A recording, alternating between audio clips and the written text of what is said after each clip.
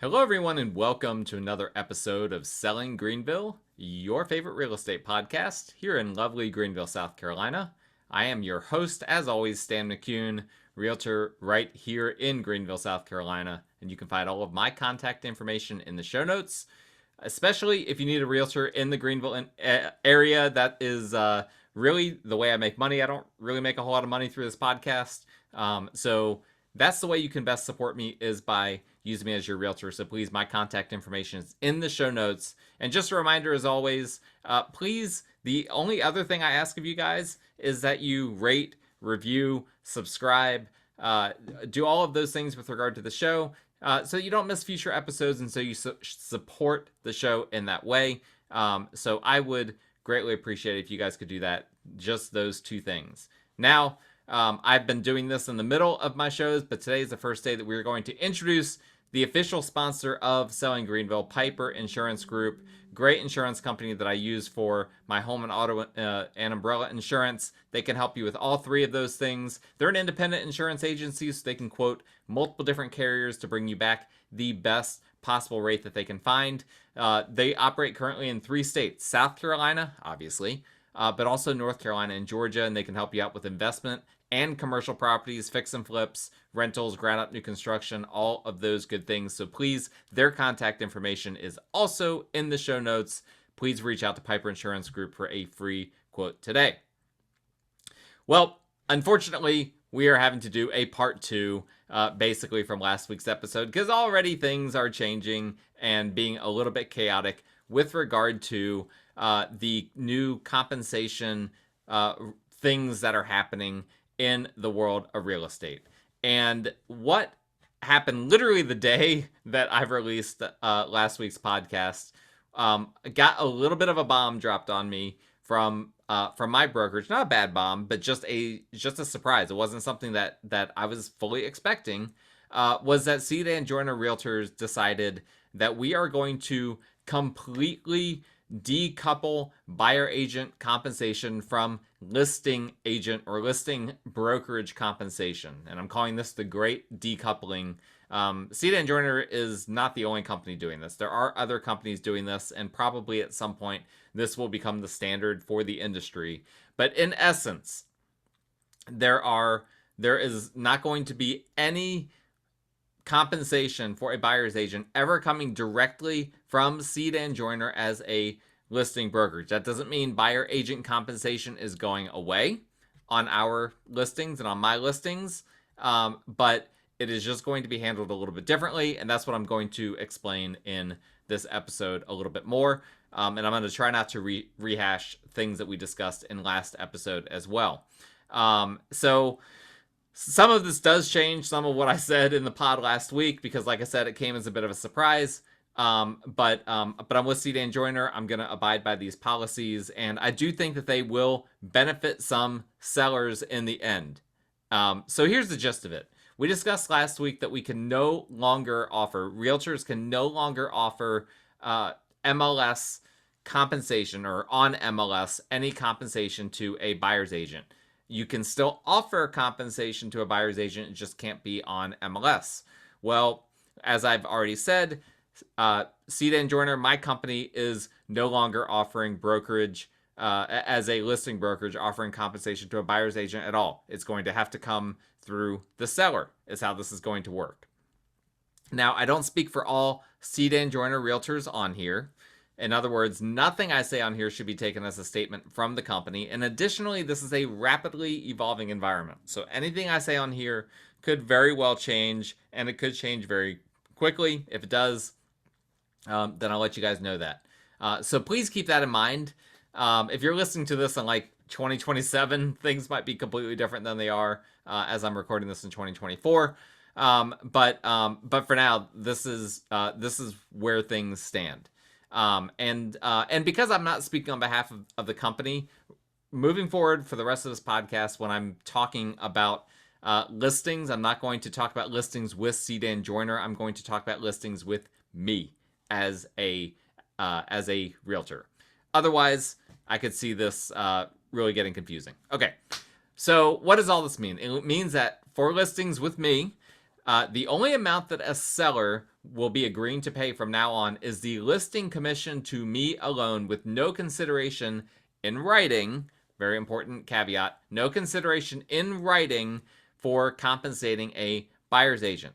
In other words, whatever amount is agreed upon to be paid to me as listing agent, none of it will be shared with the buyer's agent. Now, that's a big change, because in the past, my listing commission was split with a buyer's agent if there was a buyer's agent. That's no longer going to be the case, and as such, the listing commission for my listings will be lower than what they used to be, in order to account for this, because sellers are still going to need potentially some extra money to still compensate a buyer's agent, albeit not through the listing brokerage compensation. So we talked about this before. The standard for 30-something years has been that the full commission paid by seller to the listing brokerage, that was it.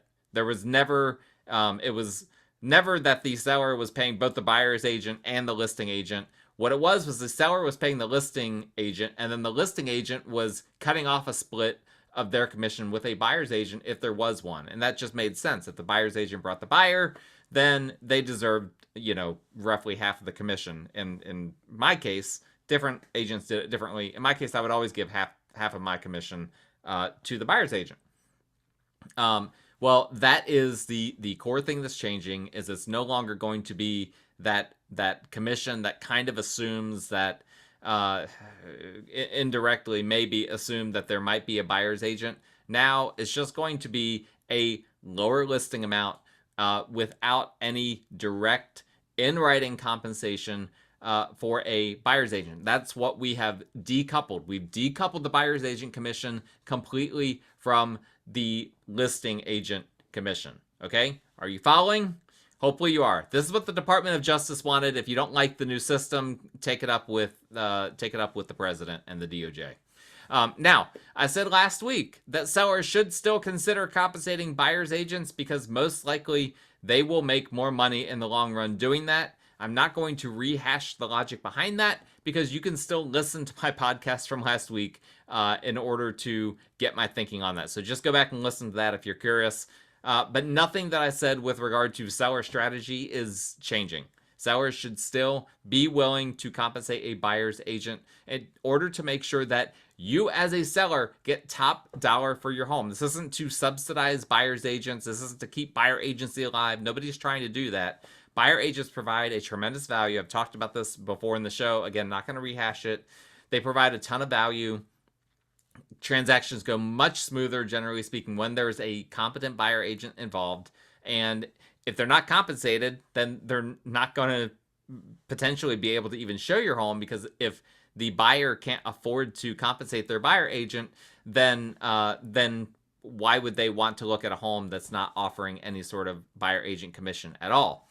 And so I'm still encouraging my sellers, as I discussed last week, to be at least willing to offer some sort of concession that would cover all or some of a buyer agent.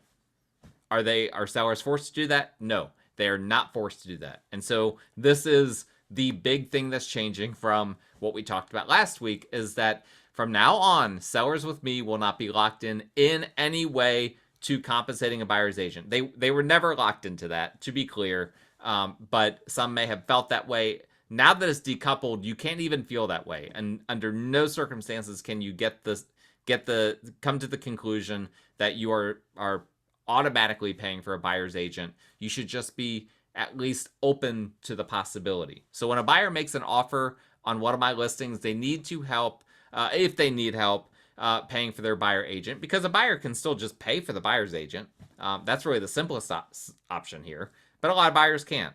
And so when a buyer makes an offer and they do need help with paying for their buyer agents, they need to include a compensation agreement that specifies that the seller will be paying whatever amount in order to compensate the buyer's agent. And so this is going to be just treated similarly to how closing costs are treated. If a buyer needs help from a seller with closing costs, they simply write that into the offer. And the seller can weigh the pros and cons of the offer, the pros and cons of paying closing costs, and then decide whether they want to accept, counter, or reject the offer. Now, some buyers, to sweeten the pot, will go up on the purchase price to offset what they are asking for the seller to pay in terms of closing costs. Or sometimes sellers will want to counter an offer so that the net amount ends up being the same as the list price after closing costs and concessions are accounted for. It all depends on how much leverage the buyer has and how much leverage the seller has, right? At the end of the day, if a home has been on the market for a long time, sellers are a lot more open to concessions. Whereas if a home has just come on the market, a seller might be like, you know what, I kind of want to wait and see what happens. And we're not going to, and I'm not going to be forcing sellers to offer concessions. We can't do that. It's up to sellers to make that call themselves. And this is just how buyer agent compensation is going to be. Sellers should simply think of it as a buyer asking for help with closing costs and not get hung up on where the money is going. Okay, I could see that being a completely separate issue where sellers are like, well, I'm willing to help a buyer with closing costs if they need closing costs, but I am not going to pay for their agent. You need to think of all this as the same. It's all a concession. Where the money goes, I mean, technically, the buyer can pay their buyer's agent and just ask for closing costs and just essentially use the closing costs to cover their the buyer agent commission that they're paying. It just makes it it just adds a few line items on the settlement statement, but it's done exactly the same way, and you still wouldn't know as a seller where that money is going because it's just going towards the buyer's costs at closing. And they can apply that. I mean, essentially, it's not applied directly against any one expense. It's just the closing attorney just applies it against all the buyer's expenses minus obviously the down payment, and there are a handful of other expenses. But long story short, if you're a seller, please don't get hung up on the detail of if you're okay with concessions, but you're not okay with concessions being used towards a buyer's agent, I think that you're doing yourself a disservice, and I would recommend that you don't do that.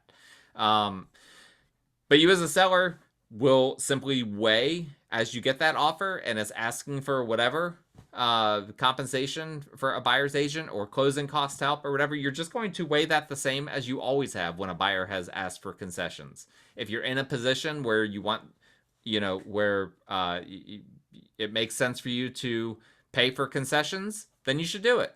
If you feel like you aren't ready to do that, you feel like you can get something better, and of course this is something me and my sellers will be discussing, then you need to consider things and strategize based on your confidence in being able to get something better, and then maybe you counter back again with a higher purchase price or something like that.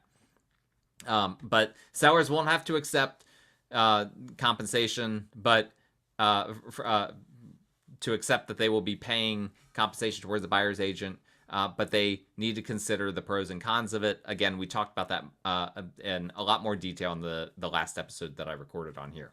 Now, it's very possible that some buyers won't need much or any help on paying their agents. And in that case, this is a huge win for sellers, potentially thousands of dollars of cost savings.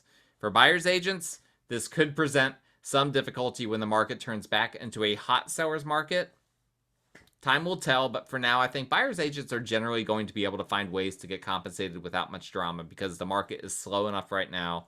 I'm not ready to say it's a buyer's market just yet, but it's slow enough that a lot of offers right now that I'm seeing are having seller concessions on them, and so that's just going to continue and possibly get more as we go along here. And again, this is the heart of what the Department of Justice wanted. They wanted sellers to no longer feel forced to compensate buyers' agents, even though they were never forced to compensate buyers' agents. The Department of Justice thought otherwise, and that is what I and my company are doing by decoupling the buyer agent commission from the listing commission and making it negotiable on every single contract. So that's the biggest thing that's changed since my last episode. But what am I actually seeing happening in the marketplace? I want to, share a little bit of what I've been seeing the past week. Well, for starters, a lot more communication between agents on this topic of compensation. I think I mentioned it last week, but I made an offer on a home where I had to ask the agent if they were offering compensation to a buyer's agent, and then the question was who is offering the compensation, right? Because this system that we have in place where the seller is compensating the buyer's agent directly versus the listing brokerage doing it, not every company is doing that. And this can actually be a big deal because, okay, so I said that I and my company are no longer compensating buyer's agents when we are the listing brokerage, but that not every company has made that decision at this time. Okay? From the standpoint of paperwork, this is a really important detail because the seller could functionally agree to pay double commissions if they agree to pay the buyer agent commission on top of paying their listing commission, which is also agreeing to compensate partially towards the buyer's agent. So let's say that you're a seller and you're going with a brokerage that is still offering buyer agent commissions as part of their listing agreement. Then you should not be double paying. You shouldn't be then agreeing to also have to pay the buyer agent directly. You could functionally be agreeing to pay the buyer's agent twice. Now, I'm oversimplifying things a little bit here, and almost certainly in the end, once the final numbers came out and whatnot, a buyer agent wouldn't end up being double paid, right? I think that this would get worked out, but I don't like to leave anything to chance when writing, submitting, or reviewing offers. And so this detail is an important detail. When you're a buyer's agent asking for compensation, you need to know, who do I need to ask the compensation of? Is it the listing brokerage or is it the seller? And so obviously that's a question I have had to answer. And on the listing side, I've had to ask that on the buyer side. And on the listing side, I've had similar conversations where I have had to answer that to buyer's agent. I just listed a home in Planters Row in Malden, which, by the way, is a great opportunity. It's a home that's being discounted by probably $30,000-$40,000 at least, simply on the basis of that there are tenants in there that have a lease that run through November of 2025. So if you're looking for a home with instant equity and you don't need to move in it right away, that could be a good opportunity for you. Just reach out and I will let you know. Planters Row is a really nice neighborhood of Malden. Okay. Anyway, because I just listed this house, I'm in the thick of experiencing these questions myself. And so usually the first question is your seller offering compensation to a buyer's agent? Well, I'm still perfecting my response, but essentially I'm telling them that a seller will consider it and will treat it like any other concession. So go ahead, send it in as part of the offer, and the seller will consider it. Not only have I done that, but I actually created a 3-minute YouTube video because I just know I'm going to get so many of these questions. And since I already have the studio and everything, I was just like, why not? I'm just going to create a video. It's not listed, so people, if you try to look for it, you're not going to find it. But I'm just going to send it. Anytime I get this question from listing agents, I'm just going to send them that video. Them listening to a 3-minute or watching a 3-minute video is going to be a lot less time than doing a gazillion back and forth text messages or emails. Now, what are some other things I've seen? I've seen some concern about steering, specifically from one brokerage that had its CEO make public statements about how they are not offering broker-to-broker compensation. I've seen some consternation that some agents aren't going to show homes that are listed by this one brokerage because of statements that their CEO made that were taken way out of context. As a reminder, steering is an illegal practice of buyer agents directing their clients away from certain properties that are either in areas that the realtors deem inferior to other areas or away from properties that would potentially result in the agent not making as much money as they want to make or that the buyer agreed to compensate them. Steering is illegal. Now, what is legal is if a buyer says, reach out to the listing agent and feel out whether they are willing to compensate you because I can't afford to compensate you as my buyer's agent. And if they say no, under no circumstances are we going to compensate, then I can't look at the house because I can't afford it. That's a separate conversation. The buyer made that decision, not the buyer's agent. But if a buyer's agent simply looks at all of the listings by a certain company that they don't think is going to compensate them, and then steers their buyer client away from those listings, that is illegal. That is not how this works. You need to still show homes to your buyer clients, and if you're an agent listening to this, you can't do that. You can't do that. You got to communicate the decision on what homes to look at or not look at is the buyer's decision, not the buyer agent's decision. You can't be the one making that decision for them. That is an illegal practice, very bad. So I'm hoping that we don't have that happening, because apparently I don't think I saw this chatter in vain. Apparently this one brokerage, which is a national, very big brokerage, is having issues with messaging on how they're handling commissions, with the result that buyers agents are actually threatening to not show homes that the company is listed. No, thank you. That is really, really bad. That needs to stop right away. And if agents don't clean this up, not only are we likely to see more lawsuits against the real estate industry, but almost certainly we will see more lawsuits against agents themselves, perhaps even from the Department of Justice.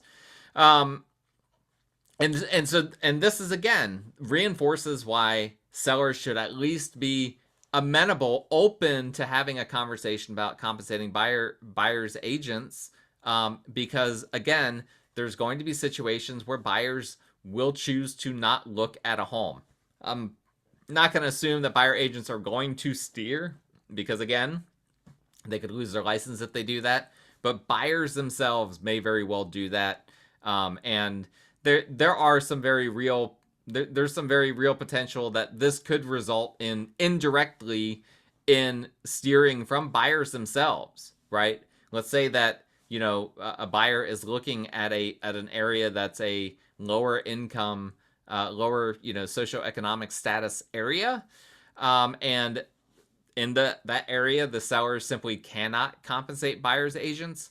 That could result in buyers simply ignoring those areas. So unfortunately, the Department of Justice didn't think that far ahead on these things, but that's on them. That's not on us. We can only, as realtors, do the best that we can do. And you as sellers and buyers, you can only do the best that you can do with the hand that we've all been dealt. So there's a lot of confusion and consternation about all of this, but we will get through it. And to be honest, this change really probably happened at the best possible time, because had it happened when the market was on fire in 2021, it would have been absolute chaos. With the market being a bit slower, we have time to work out the kinks before rates drop and then things get crazy again. And I think for the time being, buyers likely won't have to directly pay their buyer agents for most transactions, since most sellers won't have the leverage to say no to concessions. I think most buyer agents will find a way to be able to shield their buyer clients from having to pay all or at least some of the buyer agent commissions, because we can bake it into the transaction as a seller concession. But let's not get it twisted. Sellers are for sure the big winners here, and reality is this won't result in the cost of housing going down in any meaningful way, but it will result in sellers potentially, in many cases, having fewer transaction costs than they would have had in the past. So, if you're a seller, you should be happy. You should be happy with the Great Decoupling, and you should list your house with me, because I am decoupling these listings and giving you an opportunity to potentially have more money in your pocket at the end of the day. Obviously, I guide my seller clients for every step of the process to ensure that they get top dollar, and particularly now as we're navigating all these different changes. So please contact me if you want to list your house as well. If you need a buyer agent, I do that as well. All of my contact information is in the show notes if you need me to help you with any of those things. Reminder to like, rate, review, subscribe to the show. And reminder as well, Piper Insurance Group, contact them with all of your home, auto, and umbrella insurance needs. And we will talk again next time.